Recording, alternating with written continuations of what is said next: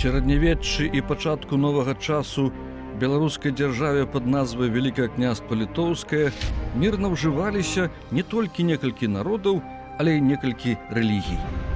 Акрамя дыяспараў татараў, мусульманаў і жыдоў-юдаістаў, на працягу стагоддзяў у розных взаемадзеяннях суіснавалі некалькі формаў хрысціянства – праваслаўе, каталіцызм і пратэстанцтва. Сітуацыя істотна змянілася толькі ў часы крызісу 17-18 стагоддзяў з іх разбуральнымі войнамі і адыходам ад палітыкі талерантнасці. У Беларусі на працягу ўсёй яе гісторыі была складаная сітуацыя з рэлігіяй, дакладней з рэлігіямі. Спачатку славянскія каланісты-язычнікі ў 6-7 стагоддзях тут сустрэліся з язычнікамі-балтамі і вуграфінамі. Язычніцтва трывала на нашых землях стагоддзямі, потым звычаі язычніцтва былі адаптаваны хрысціянствам і рудзіментарна захаваліся да нашага часу. А ўжо з ранняга сярэднявечча на нашых землях крыжаваліся ўплывы двух вялікіх цывілізацыйных і хрысціянскіх асяродкаў – усходняга візантыйскага і заходнееўрапейскага. Місіянеры ў асноўным падарожнічалі разам з купцамі па знакамітаму міжнароднаму шляху з варагаў у грэкі. Бліжэйшай і мацнейшай па ўплывах была Візантыя, і менавіта адтуль да нас прыйшлі пісьмовасць, традыцыя мураванай архітэктуры і хрысціянства паводле ўсходняга абраду ўжо ў 10 стагоддзі. Маюцца звесткі таксама і пра місіянераў захаду і поўначы, вось як знакаміты скандынаў Торквальд, які па дарозе памёр у Полацку і быў там пахаваны. Як фармавалася рэлігійная сітуацыя ў сярэднявечнай Беларусі? Як складваліся адносіны паміж канфесіямі? Якая істотная змена адбылася пад канец 14 стагоддзя? У чым сутнасць рэлігійнай палітыкі вялікіх князёў літоўскіх? Пагаворым пра ўсё больш дэталёва.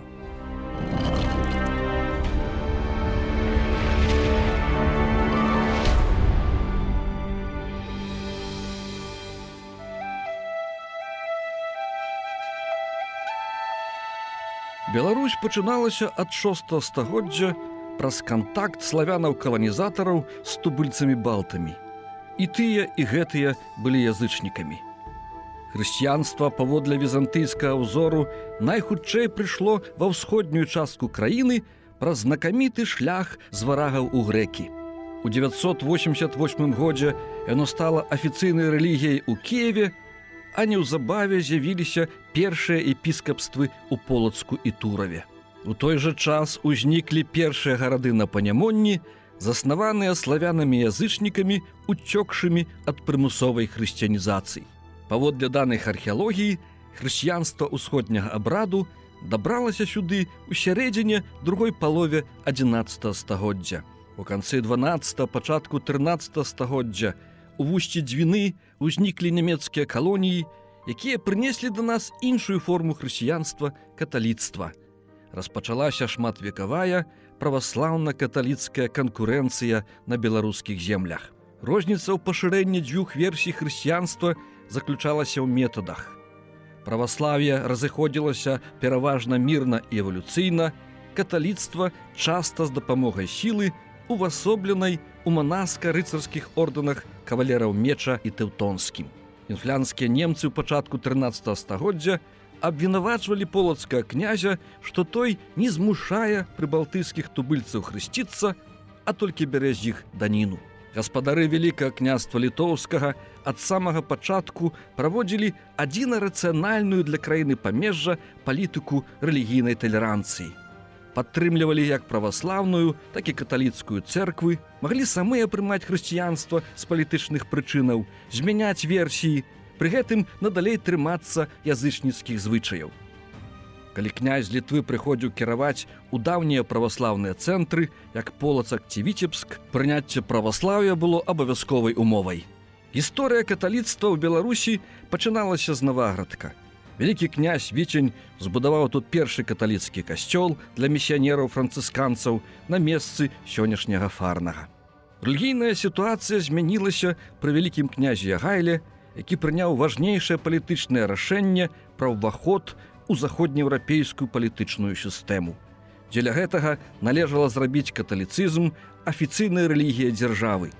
І каб забяспечыць яму выжыванне сярод праваслаўнага мора, Ягайло надаў багатыя землі касцёлу і асаблівыя прывілеі каталікам. Але агульная палітыка рэлігійнай талерантнасці працягвалася яшчэ некалькі стагоддзяў, пакуль у канцы 16-га не пачаўся наступ контррэфармацыі.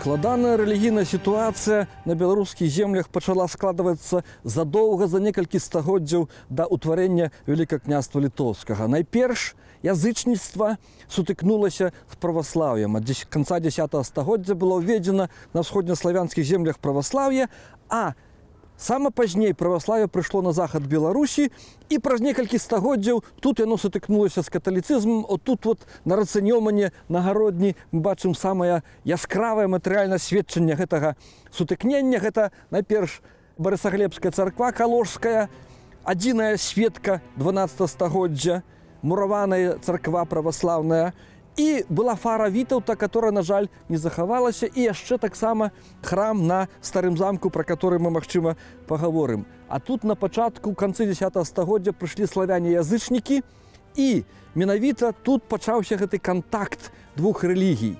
І вельмі верагодна, што менавіта гэта самая знакамітая царква Гародні, і не толькі Гародні для Беларусі, была збудавана на месцы язычніцкага капішча, таму што в 90-е гады падчас рэканструкцыі добрапарадкавання тэрыторыі каля царквы ў рове быў знойдзены закапаны аграмадны вялізны камень з такіх, которые вельмі рэдка сустракаюцца на нашых прасторах, і верагодна, як часта бывала, гэты камень быў аб'ектам паганскага язычніцкага культу. Калі прыходзілі місіянеры або калі князі з сілай змушалі пераходзіць на хрысціянства, на праваславе, церквы часта будавалі на месцы язычніцкіх капішчаў, каб людзей навакольных пазбавіць альтэрнатывы. І вот гэты камень быў выдабыты, пастаўлены непадалёк, і там зроблены надпіс, зусім не звязаны з этой хрысціянска-паганскай канфрантацыяй ці сутыкненнем.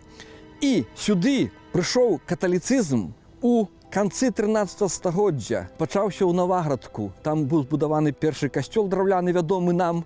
І тут у Гародні першы каталіцкі касцёл быў збудаваны ў канцы 14 стагоддзя, так лічыцца. Але надалей заставалася праваслаўе, дамінуючая рэлігія сярод большасці насельніцтва Вялікага княства Літоўскага, і Барысаглебская царква таксама гэтаму сведчанне. Бо ў 16 стагоддзі пісар велікакняцкі Богуш Багувіцінавіч сваім коштам фінансаваў, зрабіў аднаўленне, рэканструкцыю гэтай царквы, якая з візантыйскага стыля набыла рысы стыля гатычнага. Зверху засталіся сляды гэтай перабудовы. Афіцыйна каталіцызм быў рэлігіяй пануючай, але ўжо ад самага пачатку гэтага сутыкнення гэта канфрантацыя не насіла узброенага характару, і вельмі выразна палітыку дзяржаўную адносна рэлігіі выразіў вялікі князь Гедымін. Ён сказаў так: «Няхай кожны шануе Бога па-свойму, і ўсіх нас адзін Бог».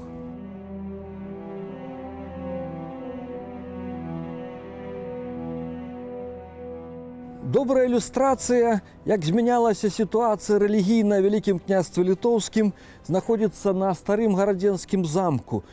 Яе знайшлі археолагі, адкрылі гэтую ілюстрацыю. Бо ў 30-е гады 20 стагоддзя, калі пачаліся буйныя раскопкі на замкавай гары ў Гародні, на Старым замку, былі раскапаны руіны двух цэркваў адна над другой. Спачатку адна царква, верхняя названа, таму што не ведалі, як яна называецца. І ніжэй, на глыбіні некалькі метраў яшчэ ніжэй, так званая ніжняя царква. На гэтым разрэзе раскопа, на тых руінах відаць, як в дзяржаве змянялася сітуацыя з канфесіямі, з рэлігіямі. Спачатку у 12 стагоддзі была збудавана та ніжняя царква, праваслаўная, выразна в візантыйскім стылі, княская царква. Потым часы Вялікага княства Літоўскага, у канцы 14, пачатку 15 стагоддзя, вялікім князем Вітаўтам была збудавана ўжо на руінах, на засыпаных, заплыўшых культурным слоем руінах ніжняй царквы, верхняя царква. Ужо ў стылю гатычным, уже абсалютна іншым, І апошнія часы выказвалася меркаванне, што па ўсёй верагоднасці это магла быць не царква, а касцёл. Чаму? Таму што 14 стагоддзя канец Вітаўт каталік афіцыйна падтрымаў ён увядзення каталіцызма ў вялікім княстве літоўскім вялікім князем Ягайлам як афіцыйнай дамінуючай рэлігіі. Гэта мы не можам праверыць, таму што падчас раскопак руіны верхняй царквы, муры проста распілавалі, вынеслі ў павільён, па нейкіх дэталях інтэр'ера акрэсліць, які это храм праваслаўны ці каталіцкі сёння не можам, але нават калі дапусціць, што в савецкія часы правільна інтэрпрэтавалі гэты храм як царкву праваслаўную, кардынальная змена стыля візантыйскага на гатычны, на еўрапейскі, таксама сведчанне змены агульнакультурнай сітуацыі, у тым ліку сітуацыі канфесійнай.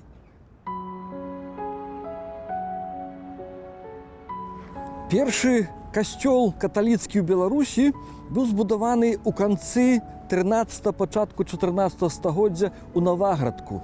Яго паставіў вялікі князь Вічень для місіянераў францішканаў. Гэта таксама праява палітыкі талерантнасці рэлігіі на вялікім княстве літоўскім пры дамінацыі праваслаўя, пры кантактах праваслаўных з язычнікамі ў Панямонні яшчэ быў дазвол і спрыянне нават каталіцкім місіянерам. Другі касцёл на захадзе Беларусі ў Панямонні – гэта знакамітая фара Вітаўта, якая была збудавана на гэтым месцы. Вот пра гэта сведчыць гэты памятны знак. І таксама яна паказвае на ўзаемаадносіны і па часе, і па іерархіі з праваслаўнай царквой, таму што усе праваслаўныя цэрквы першыя будаваліся далей у цэнтры старажытным горадзе пад замак. Там быў горад да 13, да 14, нават да 15 стагоддзя, а тут эта фара Вітаўта пастаўлена на гарадской ускраіне. Гэты горад тут вот пачынаўся адсюль, далей ішоў у 15 стагоддзі, бо там проста не было месца. Это таксама фара Вітаўта была драўлянай. Тут таксама як касцёл у Наваградку пастаўлены Віченем. Дакументаў наўпрост, которые паказваюць гэта будаўніцтва, нямашак. Это такая трывалая гарадзенская легенда. Можа быць, гісторыкам удасца знайсці гэтыя сведчанні дакументальна пра гэтую фару.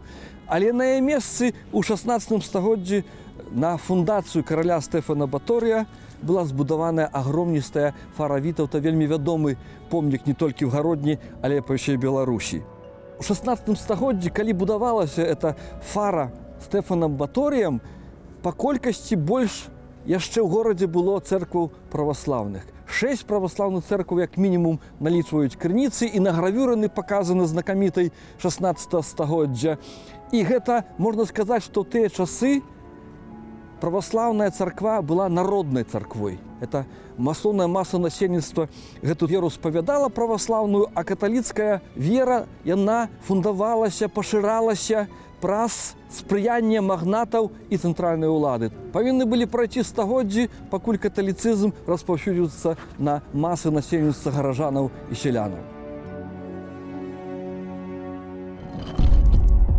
У гісторыі чалавецтва заўважная адна важная заканамернасць – імкненне пераймаць ад мацнейшага. Як у старажытнасці суседнія народы пераймалі ад рымлянаў, іншыя суседнія народы ад Візантыі, як фіны ад шведаў, маскавіты ад татараў, бельгійцы ад французаў і гэтак далей. Гэтая заканамернасць у поўнай меры датычыць справаў рэлігіі. Вось як мы спачатку перанялі хрысціянства ад бліжэйшай і мацнейшай Візантыі, а калі тая аслабла, а захад наадварот узмацніўся, пачалі пераймаць ад захаду. Апынуліся на памежжы цывілізацыі, у тым ліку на памежжы рэлігій. У беларусаў няма і не можа быць адзінай аб'яднаўчай рэлігіі, як каталіцтва ў палякаў або праваслаўя ў расейцаў. У маладосці я думаў, што такой аб'яднаўчай канфесіяй для беларусаў можа быць уніяцтва, але памыляўся. Бо аказалася, што праваслаўная царква ненавідзіць уніятаў больш, чым каталікоў, і перадае гэтае пачуццё сваім вернікам. Уся гісторыя Беларусі вучыць, што наша краіна не можа і не павінна быць монаканфесійнай ці мець нейкую упрывіляваную рэлігію. Наш аб'яднаўчы чыннік іншы і важнейшы – мова. А ўся 2000-гадовая беларуская гісторыя паказвае, што вера беларуса павінна быць не дзяржаўнай, а прыватнай справай грамадзяніна. Галоўнае, каб яна была.